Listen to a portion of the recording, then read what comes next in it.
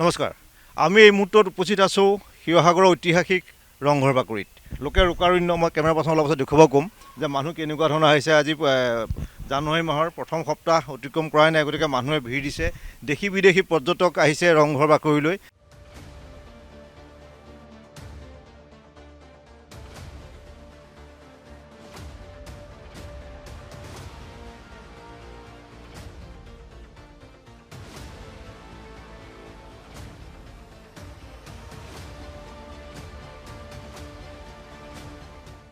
আৰু এই সময়ত আমি 2024 পহিলা সপ্তাহতে আমি প্ৰথম আলোচনা কৰিব লৈছোঁ ঐতিহাসিক শিৱসাগৰ অসমীয়া জাতি জনগোষ্ঠীৰ বিষয়ে কেইটামান কথা জানিবলগীয়া কথা, অসমীয়া মানুহৰ কথা, ভাৰতীয় মানুহৰ কথা। মোৰ সৈতে আছে বসন্ত গগৈ, আটাচুৰ সভাপতি, আহোম সেনাৰ সভাপতি অংকুৰণ ফুকন আৰু সদৌ অসম অনুসূচিত জাতি ছাত্ৰ সন্থাৰ সাধাৰণ সম্পাদক পৰশজ্যোতি দাস।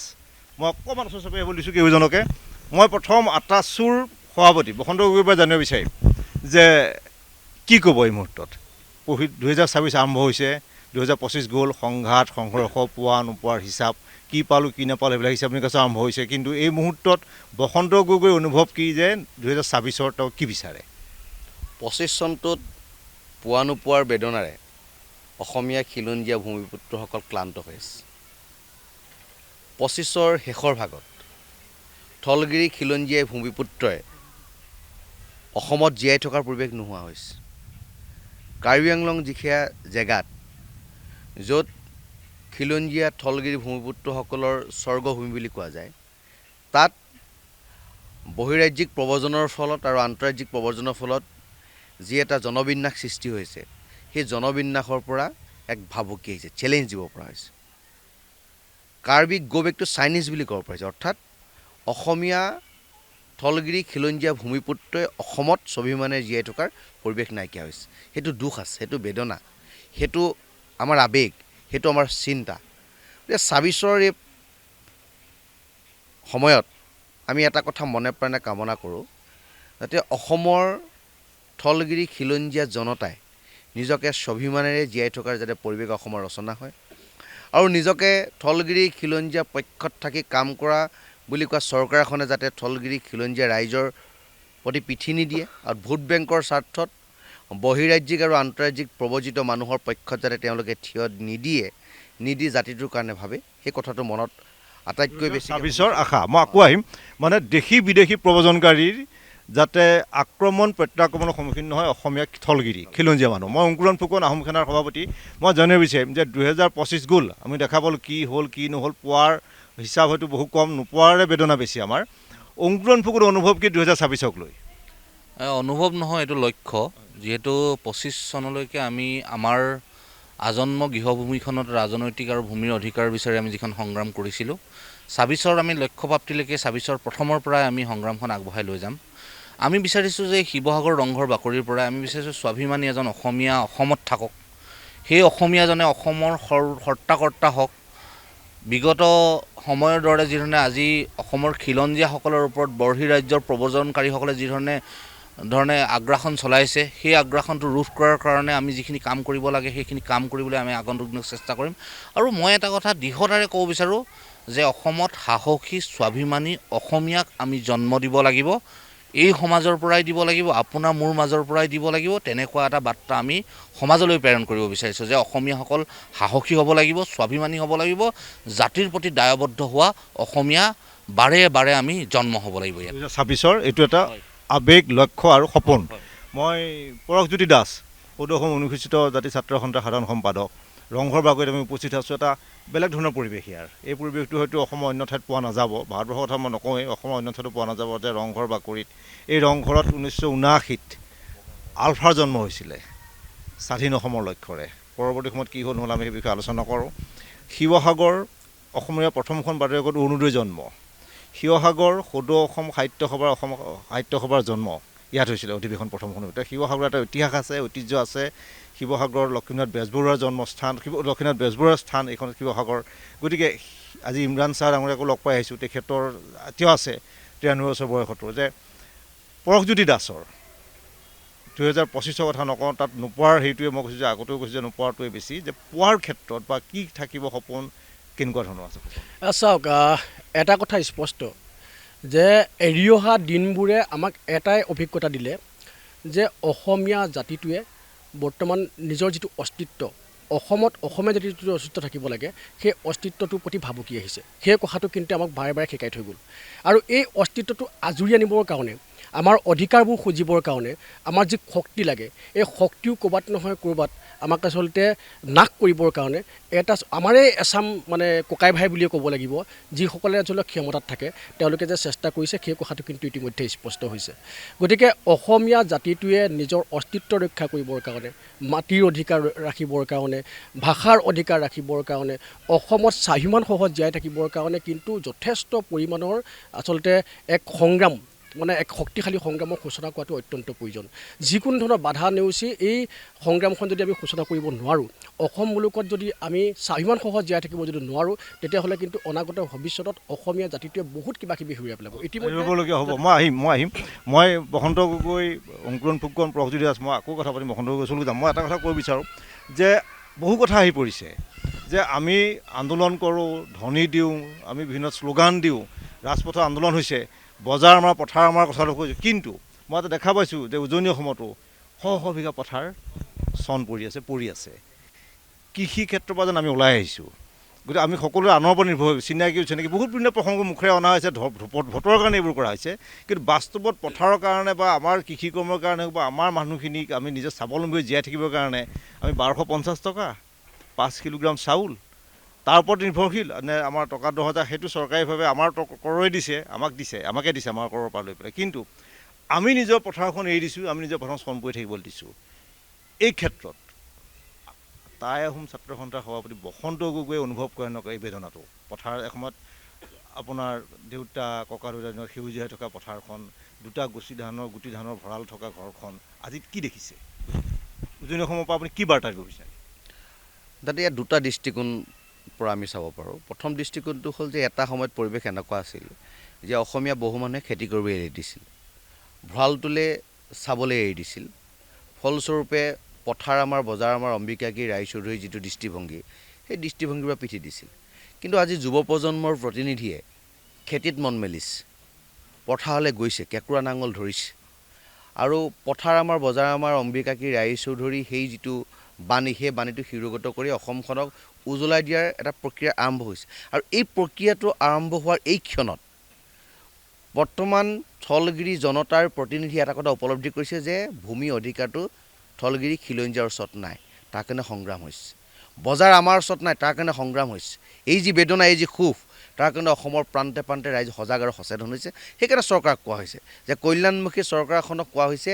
যে আপোনালোকে এটা লেণ্ড ৰাইট আনক এটা লেণ্ড পলিচি আনক যি পলিচিৰ দ্বাৰা উঠি অহা নৱপ্ৰজন্মৰ প্ৰতিনিধিয়ে বজাৰ আমাৰ পথাৰ আমাৰ এই শ্লোগানে আগবাঢ়ি যাব পাৰে আৰু অসমখন স্বাৱলম্বী হোৱাৰ দিশত আগবঢ়াই লৈ যাব পাৰে এই পৰিৱেশটো আহিছে গতিকে এই কথা বতৰাবিলাকৰ মাজত যেতিয়া আমি ভাবোঁ যে যেতিয়া চৰকাৰখনে যেতিয়া জনসাধাৰণক কল্যাণমুখী কামবিলাকৰ কাৰণে পিঠি দিয়ে আৰু কেৱল নিৰ্বাচনী বৈতৰণি পাৰ কৰাৰ স্বাৰ্থত যেতিয়া ভূমিৰ কথা কয় স্থলগিৰি ৰাইজৰ সুৰক্ষাৰ কথা কয় সংৰক্ষণৰ কথা কয় তেতিয়া এই ভেলকিবাজিবোৰৰ মাজত যেতিয়া আমি বাস্তৱ কথাবোৰ দেখা পাওঁ তেতিয়া মনটোত দুখ লাগে আৰু আমাৰ স্পষ্ট বাৰ্তা আমি স্থলগিৰি খিলঞ্জীয়া জনতাই অসমত স্বাভিমানেৰে জীয়াই থকাৰ পৰিৱেশ ৰচনা কৰিম আৰু তাৰ কাৰণে অসমৰ প্ৰতিজন স্থলগিৰি খিলঞ্জীয়া যুৱক যুৱতী বদ্ধপৰিকৰ আৰু অনাগত সময়ত যাতে অসমখন বিশ্ব দৰবাৰত জিলিকি থাকিব পাৰে তাৰ পৰিৱেশ ৰচনা কৰিবৰ কাৰণে উঠি অহা নৱপ্ৰজন্মৰ প্ৰতিজন প্ৰতিনিধি আজি অংগীকাৰবদ্ধ হৈছে ধন্যবাদ যে সাঁচি পাতে ভাষা দিব চিফুঙে আশা দিব ৰংঘৰে মেলিব দুৱাৰ ডক্টৰ ভূপেন হাজৰিকাৰ এটা কালজয়ী গীত আৰু ৰংঘৰক লৈ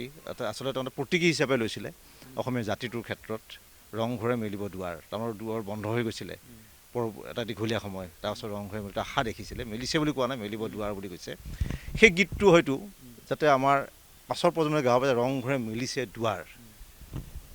মেলিছে দুৱাৰ যে যিটো আমাৰ এটা সদায় যে আমাৰ ৰাজনৈতিক অধিকাৰ আৰু ভূমিৰ অধিকাৰ এই দুটা কিন্তু অসমীয়া হাতত নাই আজি দেশী বিদেশী বহু মানুহে সকলো ব্যৱসায় বাণিজ্য ভূমি সকলোতে সৰ্বগ্ৰাসী এটা আগ্ৰাসন তেওঁলোকৰ নিয়ন্ত্ৰণত থলুৱা বা খিলঞ্জীয়া মানুহ চলিবলগীয়া হৈছে বিভিন্ন ধৰণে সকলো ক্ষেত্ৰতে ব্যৱসায় বাণিজ্যৰ পৰা আদি কৰি বিভিন্ন ক্ষেত্ৰত সকলো ক্ষেত্ৰত সংবাদ মাধ্যম মেডিকেল সকলো ক্ষেত্ৰতে তেওঁলোকৰ আগ্ৰাসন চলিছে এই যে যিটো কাৰবাৰ এইটোৰ পৰা ৰংঘৰ বাকৰিৰ পৰা আহোম সেনাৰ সভাপতি অংকুৰণ ফুকনৰ কি বাৰ্তা হ'ব নহয়, বাৰ্তাটো হ'বলৈ হ'লে এনেকুৱা নিচিনা কথা কাৰ্যকৰী হোৱাকৈ আচৰিত লাগে কথাটো। মানে আমি যদি চাওঁ, মানে সমান্তৰালভাৱে আমি কৈ আছোঁ যে পৃথিৱীখন দুটা ভাগত বিভক্ত হৈ আছে। এটা কৈছোঁ যে এটা হৈছে একদম মানে অৰ্থনৈতিকভাৱে সমৃদ্ধিশালী শ্ৰেণী, ধনী শ্ৰেণী, আৰু এখিনি হৈছে একেবাৰে দুখীয়া। আৰু যিটো বৰ্তমান ভাৰততো একেই ছবি হৈছে।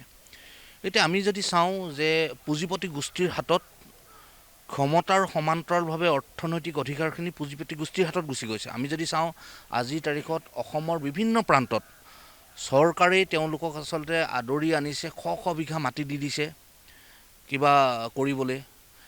এনেকুৱাও হৈছে যে আজিৰ তাৰিখত আমি যিখিনি মানে বিজুলী আমি য'ৰ পৰা লৈছোঁ, সেই বিজুলীটো মানে পুঁজিপতিৰ হাতত গতাই দিছে। আমি এতিয়া অসমৰ বিজুলী বিভাগেও কিন্তু আদানী আম্বানীৰ পৰা ইলেক্ট্ৰিচিটিটো কিনিব লাগিব। মানে এইটো হৈছে পুঁজিপতি গোষ্ঠীৰ স্বাৰ্থত যেতিয়া চৰকাৰে সদিচ্ছা দেখুৱাই তেওঁলোকৰ কাৰণে যেতিয়া কাম কৰে, চৰকাৰখনৰ সমান্তৰালভাৱে আৰু এটা লক্ষ্য থাকে যে এখিনি মানুহক সৰ্বহাৰা কৰিব লাগিব। সৰ্বহাৰা কৰিবলৈ হ'লে কামৰ সংস্কৃতি নিৰ্ভৰশীল কৰি তুলিব লাগিব। হয়, আনৰ ওপৰত নিৰ্ভৰশীল কৰিব, হয়, তেনেকুৱা এটা প্ৰক্ৰিয়া কৰিবলৈ চৰকাৰে বিচাৰিছে। আৰু সেই গতিকে অপ্ৰিয় হ'লেও সঁচা কথা যে আজিৰ তাৰিখত যিমানবোৰ আঁচনি ৰূপায়ণ কৰা হৈছে, সেই আঁচনিবোৰৰ আমি যদি সঠিক যদি আমি ফলপ্ৰসূতা ক'ত আছে বুলি কৈছে, তেতিয়া মানুহখিনি মোটামুটি ধোধ কৰি গৈ আছে, তাৰ বেলেগ একো নহয়। অৰ্থাৎ তেওঁলোক এটা সময়ত, তেওঁলোক নহ'লেও পাছৰ শ্ৰেণীটো একেবাৰে সৰ্বহাৰা হৈ যাব, আৰু সেই পুঁজিপতি গোষ্ঠীটোৰ লগত যি ধৰণে ক'ব তেওঁলোকে কৰিব লাগিব। সেই এটা প্ৰক্ৰিয়া ব্ৰিটিছে যিটো কৰিছিলে, চৰকাৰখনে সেইটো কৈছে।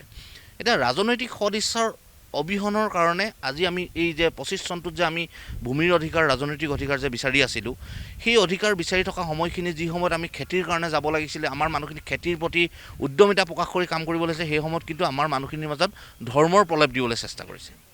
এতিয়া চৰকাৰে বা গোটেই প্ৰশাসন ব্যৱস্থাটোৱে বা আজিৰ পুঁজিপতি গোষ্ঠীটোৱে তেওঁলোকে কি কৰিছে, মানুহখিনিক কৰ্মবিমুখ কৰি বেলেগৰ ওপৰত নিৰ্ভৰশীল কৰি আচলতে গোটেই অসমীয়া জাতিটোক লাহে লাহে ভাঙি দিব বিচাৰিছে।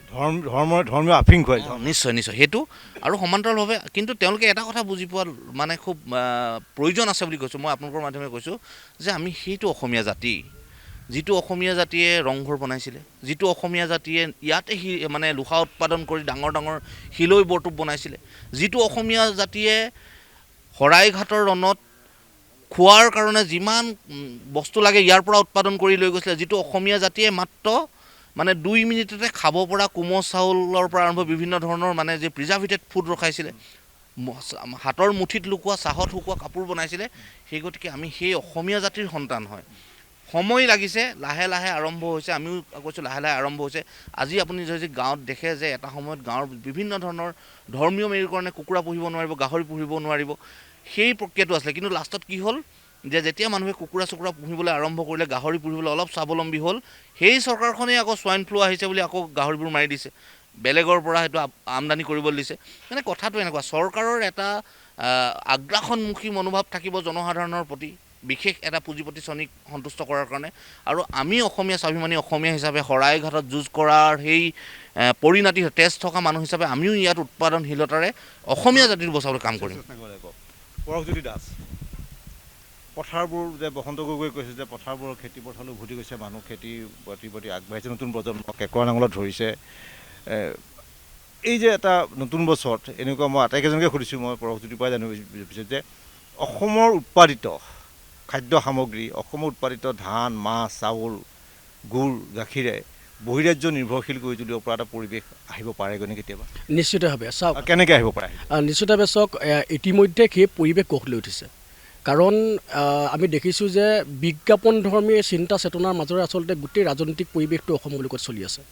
আৰু এই বিজ্ঞাপনধৰ্মী পৰিৱেশ পৰিস্থিতিৰ মাজেৰে গৈ আচলতে শাসক পক্ষই অতি আচলতে একদম মানে কুটিল ৰাজনীতিৰে বা কুটিল ষড়যন্ত্ৰৰে অসমৰ মানে যিবিলাক অধিকাৰ, আপুনি যেনেদৰে ক'লে অসমৰ উৎপাদিত সামগ্ৰীসমূহ তেওঁলোকে এক ধনিক শ্ৰেণীৰ মানে সম্পূৰ্ণ বিষয়বস্তুটো এক মুনাফা বা ব্যৱসায়িক মানে ভিত্তিক লৈ গৈ তেওঁলোকে ইয়াৰ পৰা ইয়াত উৎপাদিত যিবিলাক বস্তু ইয়াতেই মানে তেওঁলোকে যদি যি মানে ব্যৱহাৰযোগ্য কৰি তুলিব পাৰে, সেই কামটো ইয়াতে নকৰি তেওঁলোকে ধনিক শ্ৰেণীক বেছি মানে আমি এতিয়া কি কৰিব লাগিব লাভ কৰিবৰ কাৰণে নিশ্চিতভাৱে চাওক অসমবাসী ৰাইজে বুজি পাব লাগিব অসমবাসী ৰাইজে মানে নিজৰ বিবেকক সুধিব লাগিব যে আমি আমাৰ যিখিনি অধিকাৰ এই অধিকাৰসমূহ ৰাখিবৰ কাৰণে আমি দৃঢ়বদ্ধ হ'ব লাগিব কেৱল মাত্ৰ আপুনি কোৱাৰ দৰে কেৱল মাত্ৰ যদি আমি আঁচনিৰ ওপৰত ভিত্তি কৰোঁ কেৱল মাত্ৰ যদি আমি আঁচনিসমূহৰ ওপৰত ভিত্তি কৰি আমাৰ যিবিলাক কৰণীয় সেইবিলাক যদি নকৰোঁ কৃষি ক্ষেত্ৰখনলৈ যদি আমি উভতি নাযাওঁ আৰু যদি আমাৰ যিবিলাক যুৱ সমাজ আছে এই যুৱ সমাজেও যদি কেৱল মাত্ৰ বিজ্ঞাপন ধৰি চিন্তা চেতনাৰ পৰা যদি আঁতৰি নাহে ধৰ্মৰ ভিত্তিক চিন্তা চেতনাৰ পৰা যদি আঁতৰি নাহে অসমীয়া জাতি হিচাপে অসমত নিজকে প্ৰতিষ্ঠা কৰিবলৈ যদি চেষ্টা নকৰে তেতিয়াহ'লে কিন্তু অনাগত ভৱিষ্যতত অসমীয়া জাতিটো সম্পূৰ্ণৰূপে হেৰাই যাব সেই কথাটো নিশ্চিত বন্ধ গৈ মানে এটা কথা হ'ল যে আমি দেখিছিলোঁ যে 25ৰ শেষৰ ফালে উজনি অসমত নামনি অসমত জোৰ সমদল আৰম্ভ হৈছিলে জনজাতিকৰণ ৰাজনৈতিক হৈছে জনজাতিকৰণৰ কথাটো মই নকওঁ জনজাতিকৰণ সামধিহানি ৰক্ষা কৰিব দুইটা ভংগ হৈছে ৰাজনৈতিক অধিকাৰৰ দাবীত কাৰণ ভোট দিছে নিজে ভোট দিয়াটো নিৰ্ণায়ক শক্তি হৈ নাথাকিব পাৰে সমষ্টিটোত আমি দিবলগীয়া হৈছে যে কিছুদিনৰ পূৰ্বে এটা কথা বতৰাত বসন্ত গৈ আপুনিয়ে কৈছিলে যে মই গৈ পেলাই ডিলিমিটেশ্যনৰ কাৰণে এজনৰ ড্ৰয়িং বোৰ্ড গৈ বহি থাকিবলগীয়া হৈছে আমাৰ মানুহে গৈতো হাতযোৰ কৰিবলগীয়া হৈছে বহুতে তুমি হয়তো কোৱা নাই কিন্তু বেলেগ কোনোবাই কৰিছে যে এনেকৈ চাওক এনেকুৱা কওক কিছুমান মানুহৰ ওচৰত এই যে বিদেশী আৰু দেশী যিটো আগ্ৰাসন তেনেকুৱা মানুহ নেতা হৈছে আমাৰ যিটো ৰাজনৈতিক অধিকাৰো লাহে লাহে গুচি গৈছে আজি এজন তেনেকুৱা আছে কাইলৈ 10জন হ'ব তাৰপিছত আৰু বাঢ়িব তেনেকুৱা ধৰণৰ এই যে ৰাজনৈতিক অধিকাৰৰ দাবীত যিখন মন্ত্ৰী গোটৰ প্ৰতিবেদন দিলে প্ৰসংগটো অত্যন্ত জৰুৰী যে 2026 কেনেকৈ আটাচুৱে তেওঁলোকে উজনি অসমে কেনেকৈ আদৰি ল'ব বা কি ধৰণৰ তেওঁলোকৰ কাম হ'ব যে যিখন মন্ত্ৰী গোটৰ প্ৰতিবেদন দিলে জনজাতিকৰণক লৈ পেলাই এতিয়া সেই ধৰণৰ আন্দোলন আমি আশা নকৰোঁ যে মোটামুটি এই বস্তুটো এটা সমাধান হৈ গ'ল বুলি ভাবিব পাৰিনে জনজাতিকৰণৰ বিষয়টো সমাধান হ'ল বুলি ভাবিব পাৰিনে মন্ত্ৰী গোটৰ প্ৰতিবেদনৰ সমাধানৰ পথ প্ৰশস্ত হৈছে বুলি আমি একেষাৰে ক'ব নোৱাৰোঁ 2019 চনৰ যিটো বেদনা সেই বেদনাটো এতিয়া আমাৰ মনত আছে যে বিলখন গৈ যেতিয়া ৰাজ্যসভাত উঠাৰ পিছত সেইখন পাছ হোৱা নাই আৰু সেইখন এতিয়ালৈকে নাল এণ্ড ভইড হোৱা নাই আৰু পাৰ্লিমেণ্টেৰী আটাইতকৈ যিখন শক্তিশালী স্ক্ৰুটনি কমিটি সেইখনে পাছ কৰি দিয়াৰ পিছতে বিলখন ৰাজ্যসভাত উঠিছেগৈ গৈ উঠাৰ পিছতো আজিলৈকে কাৰ্যকৰীকৰণ নহ'ল তাৰপিছত আজি পুনৰবাৰ মন্ত্ৰী গোটৰ প্ৰতিবেদন প্ৰেৰণ কৰিছে তথাপিতো অলপ আশাৰ সঞ্চাৰ এটা নোহোৱা নহয় হৈছে কিন্তু এনেকুৱাও ভাবিব পাৰোঁ যে 26ৰ নিৰ্বাচনী বৈতৰণি পাৰ কৰাৰ স্বাৰ্থত চতুৰ চৰকাৰখনৰ চতুৱালীৰ মাজত জাতিটো বন্দী হ'ব নেকি কাৰণ এইটো এটা জাতীয় ইছ্যু এইটো এটা চৰকাৰখনৰ এটা জাতীয় দায়িত্ব আৰু অসমৰ সমগ্ৰ জনসাধাৰণে ৰাজপথলৈ ওলাই আহিছিল এই জাতীয় দায়িত্বটোক চৰকাৰ সোঁৱৰাই দিবৰ কাৰণে কাৰণ ৰাজনৈতিক অধিকাৰৰ পৰা খিলঞ্জীয়া থলগিৰি ৰাইজ বঞ্চিত হৈছে আজি আমি এজন মানুহক নিৰ্বাচিত কৰিম বুলি আমি কৰিব নোৱাৰা পৰিৱেশ হৈছে কাৰণ সেইটোৱেই ভোটাধিকাৰ থলগিৰি খিলঞ্জীয়াৰ ওচৰত নাই যিটো ডিচিশ্যন মেকিং সেইটো থলগিৰি খিলঞ্জীয়া ৰাইজে দিব নোৱাৰে আজি সাংস্কৃতিকভাৱে আগ্ৰাসন কৰি আমাৰ কঁকাল ভাঙি দিয়া হৈছে অৰ্থনৈতিকভাৱে গোটেই জাতিটোক নিশেষ কৰি দিয়া প্ৰৱণতা গঢ়ি তুলিছে আজি আপুনি ক'ব নোৱাৰে যে উজনি অসমৰ প্ৰতিটো সম্পদ প্ৰতিটো বায়'ডাইভাৰ্চিটিৰ ওপৰত থলগিৰি খিলঞ্জীয়া ৰাইজৰ অধিকাৰ আছে বুলি অধিকাৰ নাই সেইকাৰণে আমি কওঁ যে তেল আমাৰ অধিকাৰ আমাৰ নহয় কয়লা আমাৰ অধিকাৰ আমাৰ নহয় হাজাৰ বিঘা চাহ বাগান আছে মালিক কোন ইষ্ট ইণ্ডিয়া কোম্পানী মালিক কোন পুঁজিপতি কোম্পানী ইয়াত কাম কৰা মানুহকেইটাহে আমাৰ লেবাৰকেইটা আমাৰ তাত চলাই থকা ট্ৰেকাৰকেইখনৰ মালিককেইটা আমাৰ ড্ৰাইভাৰকেইটা আমাৰ গতিকে আমি অৰ্থনৈতিকভাৱে ক'ত স্বাৱলম্বী হ'ম গতিকে অৰ্থনৈতিক স্বাৱলম্বিতাৰ দিশটো অধিক ত্বৰান্বিত কৰিবৰ কাৰণে আৰু ভূমি যাতে থলগিৰি খিলঞ্জীয়া ৰাইজৰ ওচৰত থাকে সেই কথাটোত অত্যাধিক গুৰুত্ব প্ৰদান কৰি আমি উজনি অসমৰ নহয় সমগ্ৰ অসমৰ থলগিৰি খিলঞ্জীয়া ৰাইজে ৰাজপথলৈ ওলাইছিল কাৰণ তেখেতলোকে বুজি পাইছিল যে এইটো এটা চাইণ্টিফিক ৰিজন যে অসমৰ 6টা জনগোষ্ঠীক জনজাতিকৰণৰ মাধ্যমেৰে অসমখন ট্ৰাইবেল ষ্টেট ঘোষণা কৰি অসমৰ সম্পদ অসমৰ ৰাজনীতি অসমৰ অৰ্থনীতি অসমৰ উঠি অহা নৱপ্ৰজন্মৰ সুৰক্ষিত ভৱিষ্যত অসমৰ বায়'ডাইভাৰ্চিটি যে ৰক্ষা কৰিব পাৰে সেই কথাটো বুজি পাইছিল বাস্তৱ সময়ৰ ধাৰণাটো আৰু সেই ধাৰণাটোক অত্যাধিকভাৱে ত্বৰান্বিত কৰিবৰ কাৰণে ৰাইজ ৰাজপথলৈ ওলাই আহিছিল আৰু চৰকাৰে শেহতীয়াকৈ ৰাইজৰ যিটো প্ৰতিবাদ ৰাইজৰ যিটো আন্দোলন সেই আন্দোলনত সেও মানি তেখেতলোকে STV নামৰ এটা কেটেগৰী নতুনকৈ সৃষ্টি কৰিম বুলি প্ৰস্তাৱ প্ৰেৰণ কৰিছে কিন্তু সাংবিধানিকভাৱে ই কিমান বৈধ সাংবিধানিক কথা বতৰা আছে যে সমগ্ৰ ভাৰতবৰ্ষৰ প্ৰেক্ষাপটত ই কিমানটো গ্ৰহণযোগ্যতা পাব আৰু political right economical right land right cultural right biodiversity এইবিলাক থলগিৰি খিলঞ্জীয়া ওচৰত থাকিবলৈ নাই ভিটো পোৱাৰ পিছত এই কথা বতৰাবিলাক আছে গতিকে আমি পুংখানুপুংখে কথাবিলাকৰ ওপৰত পূৰ্ণ দৃষ্টিভংগী আমি নিক্ষেপ কৰিছোঁ আমি বিচাৰ বিশ্লেষণ কৰি আছোঁ আৰু আমি খুব সোনকালে বিশ্বাস কৰিছোঁ যে আমি আমাৰ ফালৰ পৰা যিটো দিব লাগে আমি চৰকাৰক দিম আৰু সমগ্ৰ জাতিয়ে যিটো আশা কৰিছে সেই জাতিয়ে এটা সুফল পাব বুলি আমি আশা কৰিছোঁ কিন্তু চৰকাৰে যদি ৰাজনৈতিক মেৰ পাছৰ মাজত জাতিটোক বন্দী কৰে, তেতিয়া জাতিক কৰাৰ পৰা যিটো প্ৰতাৰণা, যিটো প্ৰবঞ্চনা, তাৰ ক্ষোভ আৰু খঙে চৰকাৰখনক কিন্তু জ্বলাব। মানে মুখ্যমন্ত্ৰীগৰাকী এগৰাকী অসমীয়া ব্যক্তি, অসমীয়া মানুহৰ কথা তেওঁ ভাবে বুলি কৈছে। গতিকে যিটো মূল বিষয়, আজিৰ পৰা হাজাৰ বছৰ পাছত যদি কথাটো ইতিহাস হিচাপে থাকি যায় যে এই চৰকাৰখনৰ দিনত এইগৰাকী মুখ্যমন্ত্ৰীৰ দিনত জনজাতীয় মৰ্যাদা বা ৰাজনৈতিক অধিকাৰ, ভূমিৰ অধিকাৰ, সাংস্কৃতিক অধিকাৰ, এই অধিকাৰখিনি পালে। যে কৈছে ট্ৰেকাৰখন আমাৰ, মালিকজন আমাৰ, বনুৱাকেইজন আমাৰ, আমি নুনিয়াৰ হৈছে তেওঁলোক আমাৰ, কিন্তু সিংহাসন পাহাৰ জননীতি গাঁথাই দুখ কৰি যে মাটি দি দিয়া হৈছে কেইজন পুঁজিপতিক। তেওঁলোকৰ কিন্তু কাৰ্বি মানুহৰ জনজাতিৰ মানুহখিনি বা তাৰ ভূমিপুত্ৰৰ কথাখিনিলৈ কোনেও গুৰুত্ব নিদিলে। তেওঁলোকে এটা চিঞৰিছে, চিঞৰ অৰণ্যৰোদন হৈছে। এই যিটো অধিকাৰ ৰক্ষাৰ যিখন সংগ্ৰাম, সেইখন 25ত যিখন নাম হৈছে 26ত শেষ হৈছে, অধিকাৰ ৰক্ষাৰ আন্দোলনখন আৰম্ভ হ'ব পাৰে। এখন শেষ হোৱা নাই। আচলতে আগৰ যিখন মানে সংগ্ৰাম হৈছিলে, সেই সংগ্ৰামখনৰ ভিত্তিত চৰকাৰে এখন প্ৰতিবেদন দিলে। সেই প্ৰতিবেদনখন আমিও দৃষ্টি নিক্ষেপ কৰি আছোঁ। এই প্ৰতিবেদনখন কৈছে যে কেন্দ্ৰ চৰকাৰৰ হাতত আমি প্ৰেৰণ কৰিছোঁ, কেন্দ্ৰ চৰকাৰৰ হাতত গোটেই বলটো আছে। আমিও সেই গতিকে লক্ষ্য কৰিছোঁ। আৰু চৰকাৰখন এটা মানে নিৰ্বাচন পাৰ হৈ যাব, তাৰপিছত যদি আকৌ পৰি থাকে। হয় হয়, এতিয়া 23ৰ আকৌ লোকসভা নিৰ্বাচন আছে, আমিও সময় ৰাখিম। আমাৰ কথাটো এনেকুৱা, মই কৈছোঁ যে যিকোনো ক্ষেত্ৰত ৰাজনৈতিক সদস্যৰ অবিহনে একো কাম সম্ভৱ নহয়। এতিয়া হিমন্ত বিশ্ব শৰ্মাই যি ধৰণে মুখেৰে কৈ থাকে যে খিলঞ্জীয়াৰ অধিকাৰৰ কাৰণে আমি কাম কৰিছোঁ, সেইটো আমি তেওঁক দেখুৱাই দিছোঁ যে খিলঞ্জীয়াৰ অধিকাৰৰ কাৰণে তোমালোকে যিখিনি কাম কৰিব লাগে কৰা। তেওঁলোকে কৈছে যে নহয়, বাকী জনগোষ্ঠীখিনি অসুবিধা আছে, তেওঁলোকে কৈছে ভিত আমি দিব পাৰোঁ, সেইটোতে দিয়া। আমি কৈছোঁ যে আমাক জনজাতিকৰণৰ স্বীকৃতিটো দিয়া, আমাক বেলেগ একো নালাগে। আমি কৈছোঁ ন চাকৰি বাকৰি ৰাজনৈতিক অধিকাৰ এটা, ৰাজনৈতিক অধিকাৰ, ভূমিৰ অধিকাৰ, সেই দুটা মানে সমষ্টি সংৰক্ষণ, সেইকেইটা ৰাজনৈতিক অধিকাৰ, ভূমিৰ আৰু বিধানসভাখনত যাতে হিমন্ত বিশ্ব শৰ্মাই বহি থাকক, পবিত্ৰ মাঘেতেই বহি থাকক, বিহাৰৰ পৰা অহা কোনোবা এজন মানুহ অন্ততঃ বিধানসভাখনত বহি যাতে অসমৰ ভৱিষ্যতৰ মুখ্যমন্ত্ৰী নহওক, সেইটো আমি কৈ আছোঁ। গতিকে তেওঁলোকে ৰাজনৈতিক সদিচ্ছাৰ কথাটো কিমান আগন্তুক দিনত দিয়ে, সেইটো আমি দেখা পাম। আৰু এটা কথা কওঁ, যেতিয়া স্বেচ্ছাচাৰিতা, তৈল্যমৰ্দন আৰু শাসকৰ জনসাধাৰণৰ অধিকাৰৰ পৰা বিৰত কৰি যেতিয়াই স্বেচ্ছাচাৰিতাৰ দিশ লৈ পৃথিৱীৰ বিভিন্ন বিপ্লৱ হৈছে, সেই আজিও চলি আছে। এতিয়াও যদি চায় যে পুঁজিপতি গোষ্ঠীক নিঃশেষ কৰা বহুত বিপ্লৱ সফল হৈ আছে। সেই গতিকে এইটো এটা সঁচা কথা, যেতিয়া অত্যাধিক যেতিয়া চূড়ান্ত দমন উৎপীড়ন হ'ব, পুঁজিপতি শেষ হৈ যাব। সেইটো পৃথিৱীৰ নিশ্চয়। আৰু আমাৰতো হাতততো 5 বছৰৰ পাছত তেওঁলোক কাৰো ওচৰলৈ আহিব লাগিব, আমাৰ ওচৰলৈ আহিব লাগিব। গতিকে আমিও সেইটোৱে লক্ষ্য কৰিছোঁ। যদি এইবাৰ যদি নহয়, তেতিয়াহ'লে 23ত আমি লক্ষ্য কৰিম, আৰু সময় আহিব।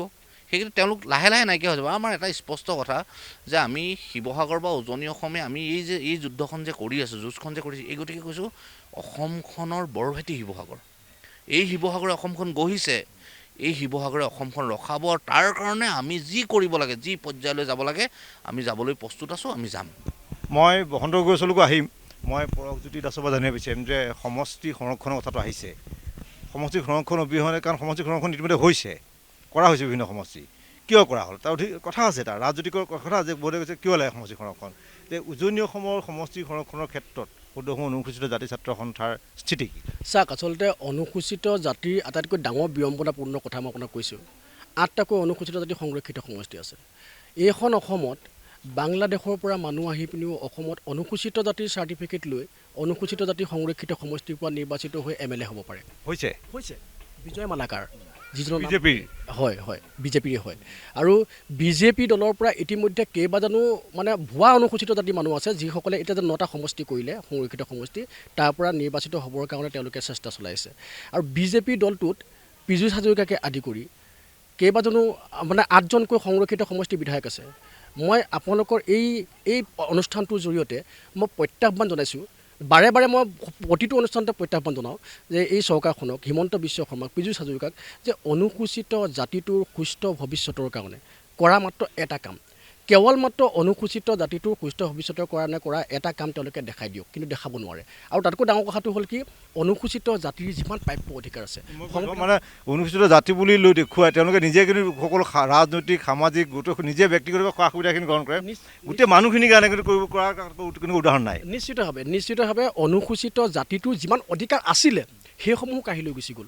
অনুসূচিত জাতি কেনেকুৱা কাঢ়ি লৈ গ'ল মানে চাওক, এতিয়া SC/ST আঁচনি যিখন আছিলে বা আমাৰ যিবিলাক মানে হেৰি আহে আমাৰ অনুসূচিত জাতি উন্নয়নৰ আঁচনি ধন আহে সেই ধনবিলাক তেওঁলোকে বেলেগ শিতানত খৰচ কৰিলে তেনেকুৱা উদাহৰণ ধেৰ আছে আমি প্ৰেছ মিট দি পিনি সেইবিলাক ৰাজহুৱা কৰিছোঁ আন্দোলন কৰিছোঁ অৰ্ধলংঘ প্ৰতিবাদ কৰিছোঁ আমি আনকি দিছপুৰত গৈও আমি প্ৰতিবাদ কৰিছোঁ কিন্তু এই কথাবিলাকৰ ওপৰত চৰকাৰে গুৰুত্ব নাই শেহতীয়াকৈ আমি 8টাকৈ যি সংৰক্ষিত সমষ্টি নিৰ্বাচিত বিধায়ক বা মন্ত্ৰী সেইসকলৰ নিৰুদ্দেশ ঘোষণা কৰিছোঁ নিৰুদ্দেশ সেইকাৰণে ঘোষণা কৰিছোঁ তোমালোকে অনুসূচিত জাতিটোক প্ৰতিনিধিত্ব কৰি তোমালোকে বিধানসভাৰ মজিয়াত বহিছা আৰু অনুসূচিত জাতিটোৰ কাৰণে টু বুলিও এষাৰ শব্দ নোকোৱা আপোনালোকৰ সংবাদ মাধ্যমেও ক'ব নোৱাৰে যে কোনোবা এদিন কোনোবা এখন বিধানসভাৰ অধিৱেশনত ক'ৰবাত নহয় ক'ৰবাত অনুসূচিত জাতিৰ কোনোবা মন্ত্ৰী বা বিধায়কে কেতিয়াবা আপোনালোকে অনুসূচিত জাতিৰ সুস্থ ভৱিষ্যতৰ কাৰণে কিবা এটা কথা কোৱা আপোনালোকে দেখিছে নেকি তেওঁলোকে অনুসূচিত জাতিটোৰ কথা কোনো চিন্তা নকৰে কেৱল অনুসূচিত জাতি হোৱাৰ যি সুবিধা সেই সুবিধা কিন্তু তেওঁলোকে ৰাজনৈতিকভাৱে লৈ থাকে মই একে অনুষ্ঠানৰ শেষলৈ আহিছোঁ মই বসন্ত গগৈৰ পৰা জানিব বিচাৰিম যে সমষ্টি সংৰক্ষণৰ কথা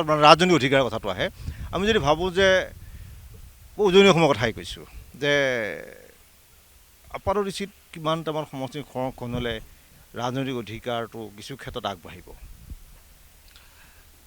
উজনি অসমৰ সমষ্টি ডিলিমিটেশ্যনটো একেবাৰে এটা অবুজ হাথৰ আমাৰ কাৰণে যে ডিলিমিটেশ্যন হ'ব লাগে সাংবিধানিক এটা ছিষ্টেম আছে কিন্তু ডিলিমিটেশ্যনৰ জৰিয়তে উজনি অসমৰ থলগিৰি খিলঞ্জীয়া ৰাইজ বসবাস কৰি থকা সমষ্টি কৰ্তন কৰাৰ যুক্তি ক'ত আমগুৰি সমষ্টি কিয় কৰ্তন কৰিলে আমগুৰি সমষ্টি কৰ্তন কৰিলে যে পপুলেশ্যন ডেঞ্চিটি আৰে পপুলেশ্যন ডেঞ্চিটিৰ ওপৰত তোমালোকে গুৰুত্ব প্ৰদান কৰিছিলা নে নাই জিঅ'গ্ৰাফিকেল তোমালোকে ছিষ্টেমৰ ওপৰত গুৰুত্ব প্ৰদান কৰিছিলা নে নাই একোটো কৰা নাই কেৱল মাত্ৰ নিজৰ এটা সুৰক্ষিত ভৱিষ্যতৰ স্বাৰ্থত ডিলিমিটেশ্যন কৰিলা আৰু য'ত আটাইতকৈ বেছি জাতিটোৰ কাৰণে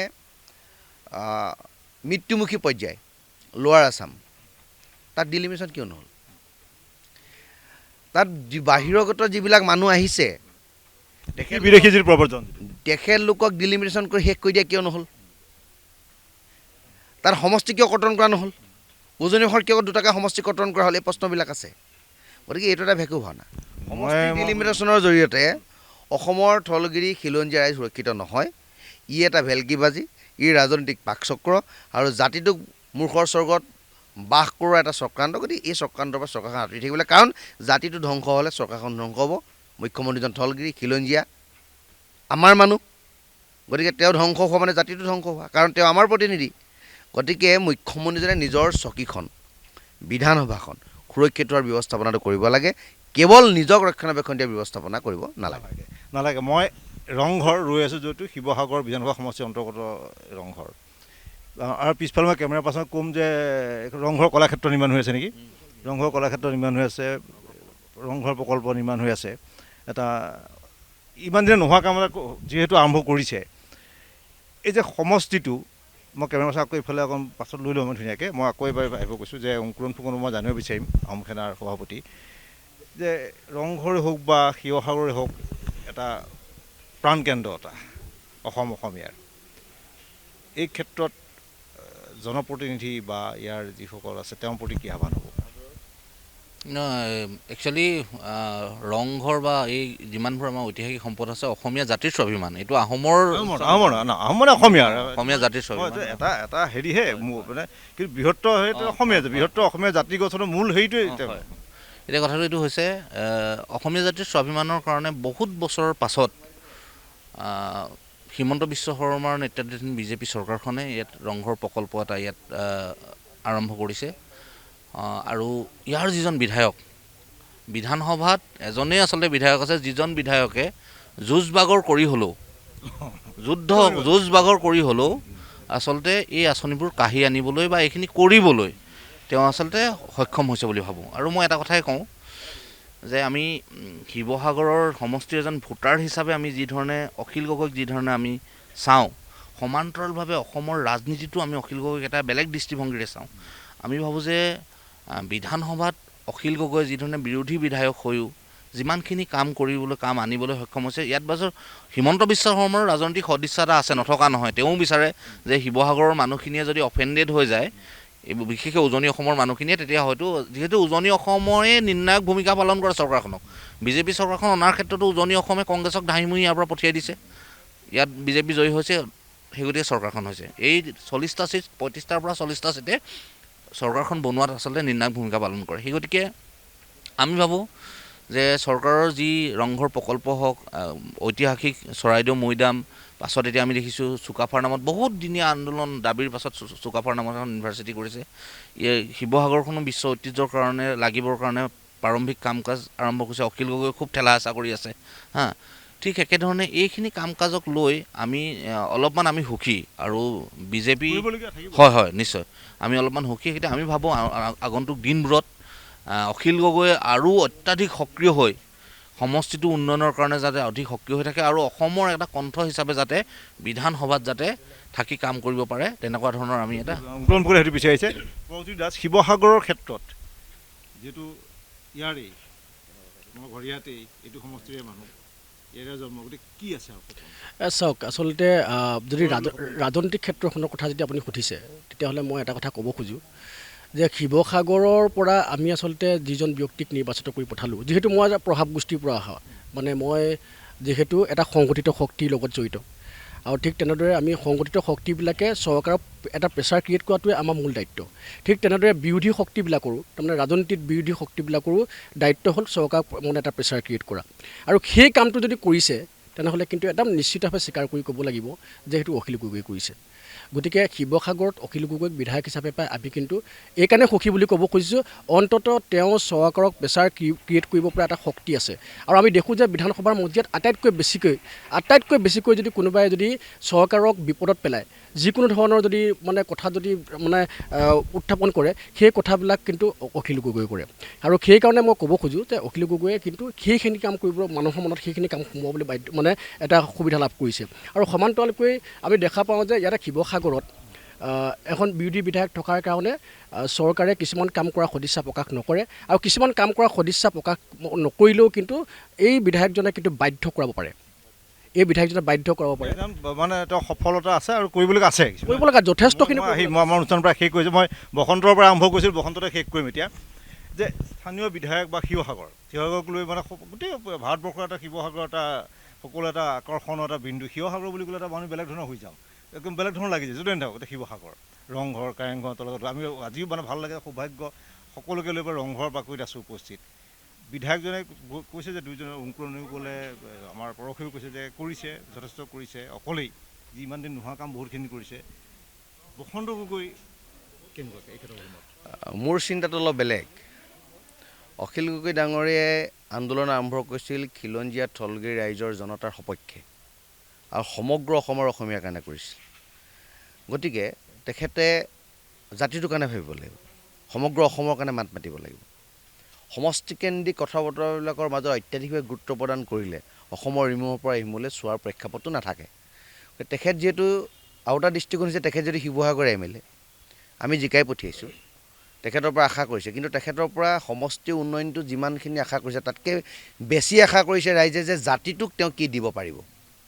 বিধানসভাত তেখেতৰ যি সক্ৰিয় ভূমিকা, সেইটো শিৱসাগৰৰ বিধায়ক হিচাপে নহয়, তেওঁ এজন বিৰোধীৰ নেতা হিচাপে তেওঁৰ যিটো সক্ৰিয়তা, সেই সক্ৰিয়তাই জাতিটোক কিছুমান বহুখিনি ক্ষেত্ৰত স্বস্তিৰ নিশ্বাস পেলায় যে আমাৰ হৈ মাত মাতিব পৰা কোনো এজন ব্যক্তি আছে। গতিকে সেই দৃষ্টিভংগী আমি তেখেতক চাব বিচাৰোঁ। আৰু সমষ্টিৰ উন্নয়নৰ কামটো গতানুগতিকভাৱে চলি থাকিব। ইয়াত আগতো বিধায়ক হৈছে, তেখেতলোকে কি কৰিছে আমি দেখি আছোঁ। প্ৰণৱ গগৈ হৈ গ'ল, তেখেতে কি কৰিলে আমি দেখিলোঁ। প্ৰমোদ গগৈ হ'ল, তেখেতে কি কৰিলে দেখিলোঁ। এতিয়া অখিল গগৈ আহিছে, তেখেতে কি কৰিছে সেইটো ৰাইজে দেখি আছে। সেইটো ৰাজনৈতিক প্ৰেক্ষাপটত সেই কথা বতৰাবিলাক চলি থাকিব। কিন্তু সামগ্ৰিক যিটো কথা যে অখিল গগৈ অসমৰ ৰাইজে কোনটো প্ৰেক্ষাপটত চাব বিচাৰে, যে জাতিটোৰ পক্ষত থাকি অতন্দ প্ৰহৰীৰ দৰে জাতিটোলৈ অহা দুৰ্যোগ যাতে সন্মুখৰ মোকাবিলা কৰিব, তেনেকুৱা এজন সৈনিকক হোৱাটো ৰাইজে বিচাৰে। সেইটো সৈনিক তেখেতে শিৱসাগৰৰ বিধায়ক অখিল গগৈ কেৱল শিৱসাগৰৰ উন্নয়নৰ সমান্তৰালভাৱে অসমীয়া আৰু অসমীয়া মানুহৰ কাৰণে এটা কণ্ঠ হৈ থকাটো সকলোৱে বিচাৰিছে, নহয় জানো?